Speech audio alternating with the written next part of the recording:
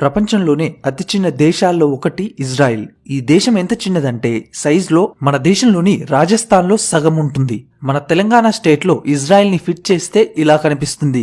Israel జనాభా కేవలం 90 లక్షలు, అంటే దాదాపు మన హైదరాబాద్ జనాభా అంతా. అయినప్పటికీ ఇది ప్రపంచంలోనే అత్యంత శక్తివంతమైన దేశాల్లో ఒకటి. ఇది ఎంత శక్తివంతమైనదంటే దీని చుట్టూన్న 7 అరబ్ దేశాలు కలిసి ఒకేసారి దీని మీద యుద్ధం చేసినా ఇజ్రాయిల్ ని ఓడించలేకపోయాయి. టెక్నాలజీలో వీరికి పోటీ లేదు, వ్యవసాయంలో కూడా వీళ్ళని మించిన వాళ్ళు లేరు. తాగడానికి నీళ్లు లేవు గాని ఎడారిలో కూడా వీళ్ళు పంటలు పండిస్తున్నారు. మిల్క్ ప్రొడక్షన్ లో కూడా ఇజ్రాయిలే నంబర్ 1. పర్ క్యాపిటా పరంగా ఎక్కువ మంది పోస్ట్ గ్రాడ్యుయేట్లు ఉన్న దేశం కూడా ఇజ్రాయిలే. ఇప్పటి వరకు 8 సార్లు వేరే దేశాలు ఇజ్రాయిల్ మీద యుద్ధం చేసినా ఒక్కసారి కూడా ఓడిపోయిన దేశం ఇజ్రాయిల్.